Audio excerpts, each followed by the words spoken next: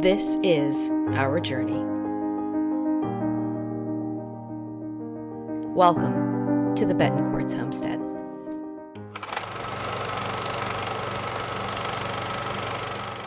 Could we pre-season the pork chops before we put them in the freeze dryer? And the answer to that is yes. It's also a great question. So why didn't I pre-season the pork chops? Because one, I didn't know what I was going to be using them for, and I didn't want to put a spicy seasoning if it was going to be a mellow type meal that we were going to be serving them with. And two, I wanted to pat and get as much of the fat off so that it didn't go rancid. There is two things out there that says, one, fat on a product goes rancid faster, and then there are other people saying, no, it doesn't. It's just still going to be good for 5 years or however long people say. So because I'm new to the freeze drying, I'm doing both methods. I have some pre-seasoned ones that are in bags that are waiting for me to test periodically, and I have some that are not seasoned. But yes, you can do both. Now, here's why I don't like the thought of pre-seasoning, but I do. So confusing, huh? I like the thought of basting after, like post-seasoning. I like the thought of infusing the flavor into the freeze-dried pork chop when you're reconstituting it, rehydrating it.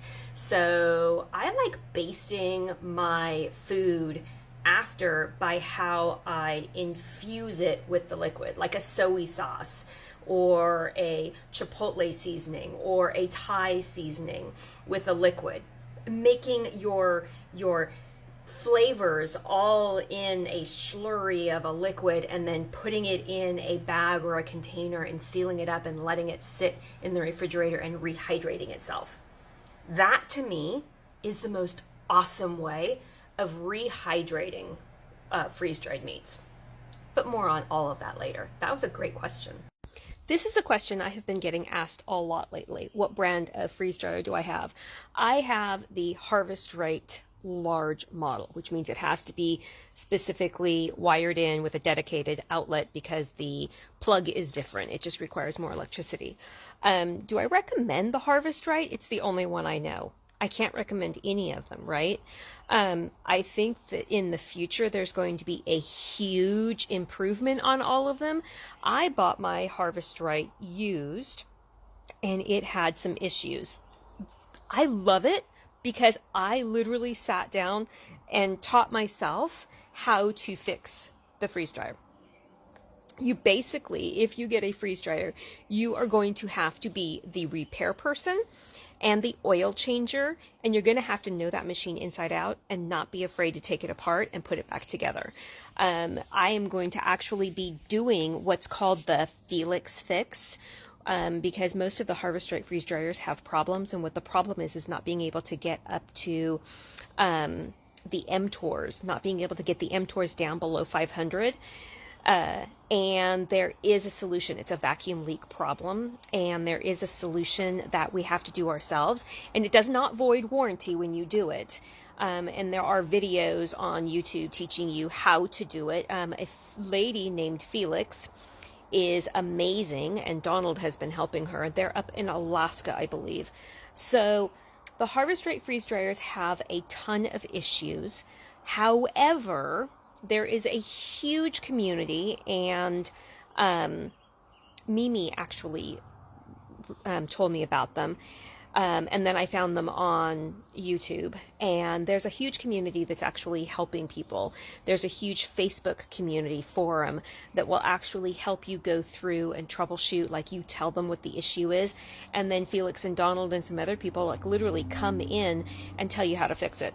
So I have a Harvest Right freeze dryer. Do I love it?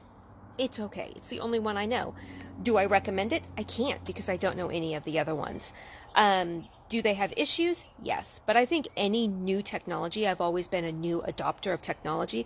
I think anytime you adopt new technology, you're going to have issues. So that's my 2 cents. That's what I would say. Just be prepared. You're going to have to get underneath the hood and make changes. And you're going to have to learn how to fix it. That's what the entire freeze-dry community is all about. Teaching each other and being there to support each other.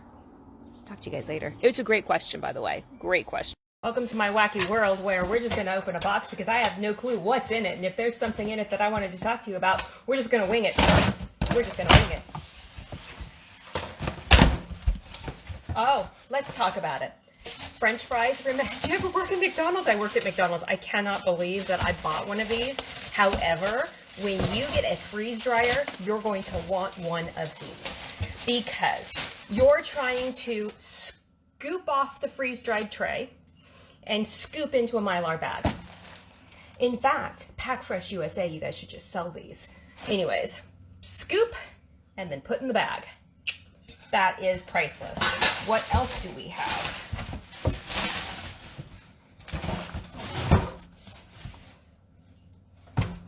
I'm just going to show you. It's got no relevant information or nothing, but so we put the electrical outlet in the garage for the freeze dryer across the thing. Well, the other outlet is either drive over because the cords will have to come through, or at the very back and step over the cord.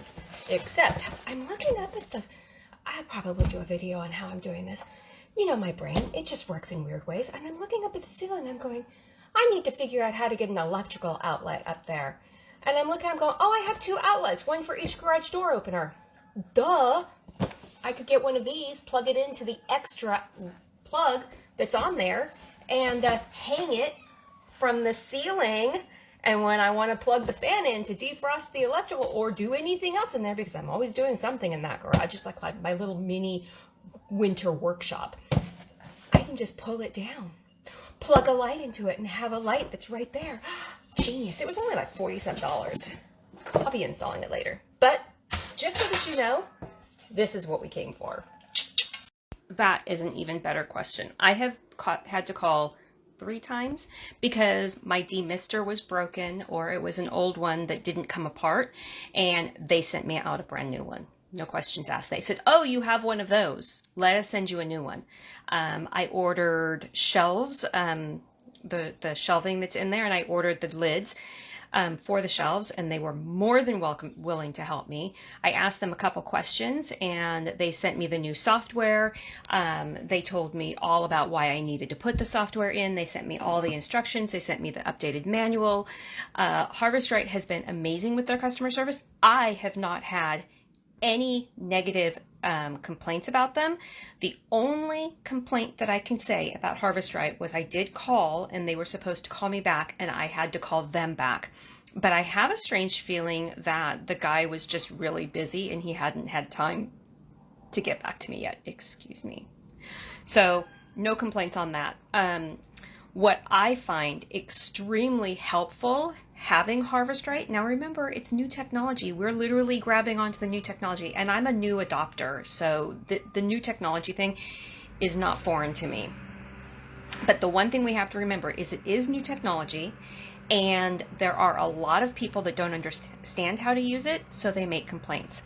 Like, they don't understand, the biggest thing that I see out there is they don't understand that when the machine says it's done, that doesn't necessarily mean your food is done. That just means the machine is sensing that the food may be done, and you now need to start checking it. So every 2 hours I take it out, I weigh it, and I put it back in, and then in 2 hours I take it out, I weigh it, and I put it back in, and I keep doing that until I'm not losing any more weight, as in per gram. I have a scale that does per gram. So yeah, I have no complaints. My machine was broken when I got it. I am going to have to do, like I said before, the Felix fix to stop the leaks.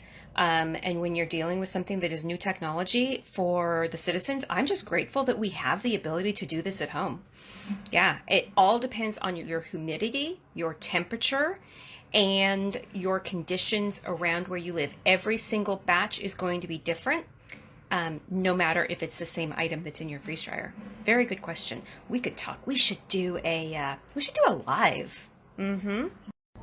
I would love to explain this to you. So in essence, the way you test to see if a freeze dryer is completely finished freeze drying the food and the food is totally dry is by cold spots on the food. So every time I go in to check my food, I wash my hands really well, and I always feel it with the back of my hands to see if it's cold. If it's cold, that means it still has water in it.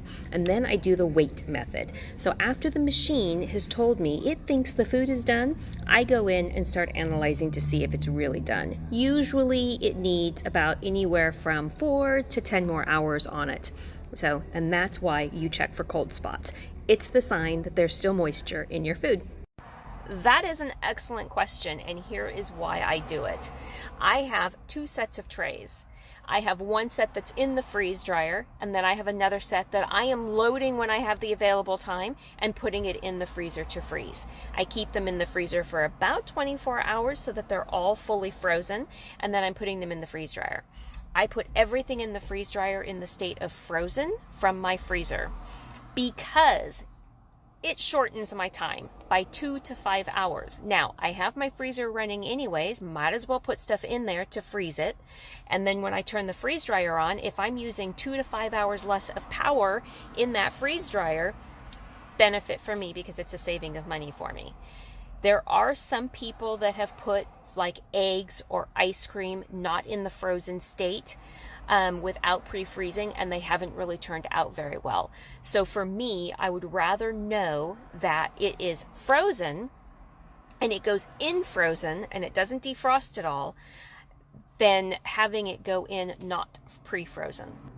It kind of helps me with my quality control. Having it going in frozen gives me the control of the quality that's going to be coming out during the process.